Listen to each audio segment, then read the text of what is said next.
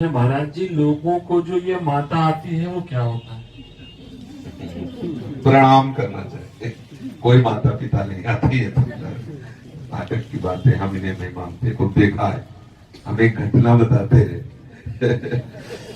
पहले संन्यास मार्ग में थे ना, तो एक फक्कड़ी स्वभाव होता है, वो कभी कभी उदय होता है। आप कभी कभी देखिए वो फक्कड़ी स्वभाव वो एकदम होता है। ये तो वैष्णव स्वभाव श्री जी की कृपा से था। ये वाला ये कभी स्वभाव नहीं रहा, रुद्र स्वभाव रहा। रुद्र उपासना है, रुद्र स्वभाव। और दो चार महात्मा संग थे, तो एक गांव का आदमी जो है कुछ पेड़ा वेड़ा पवाया संतों को, फिर कहा महाराज हम बहुत दुखी हैं। क्या?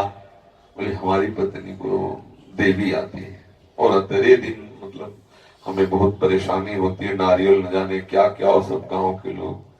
अब हम क्या करें, पैर छू छू के परेशान हो, देवी जा नहीं रही।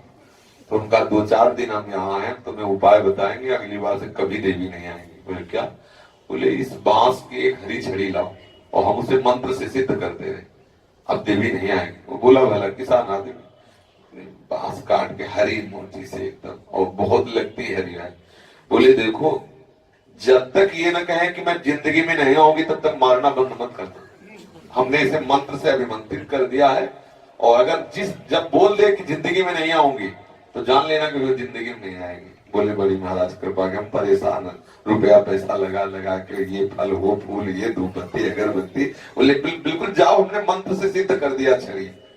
वह जहां आई देवी ऐसे कि मैं दुर्गा, तो उठाया वही डंडा, और 10-15-20 के बाद बोली कि बस हम, अरे हमें क्यों मारे, देवी तो चली गई। अरे बोले नहीं अभी नहीं गई।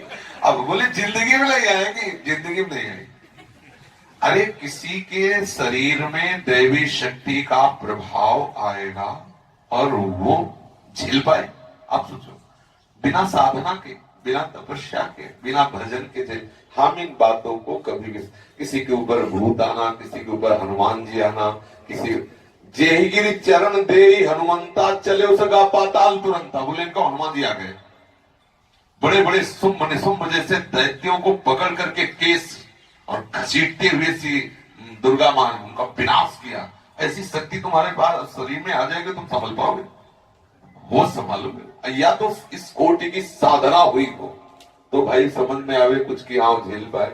0 वाट का पावर का बल्ब 11,000 वाट की बिजली कहाँ झेल सकता है? हम इन बातों पर विश्वास नहीं, माना नहीं थे। तो कुछ ऐसी भ्रांतियां हैं जो जीवों को परेशान किए हुए हैं। हम प्रभु के अंश हैं, सच्चिदानंद प्रभु का ही सारा विलास है। हम भगवत भजन करें तो सब ठीक बात हो जाएगी, नहीं तो भ्रमित होता रहता है। उनको माता जी आती हैं तो उनको भूत जी आते हैं, तो किसी को हनुमान जी आते हैं। और भैया हम आने जाने वालों से ज्यादा प्रेम करते हैं, हम तो स्थायी रहने वालों से प्रेम करते हैं।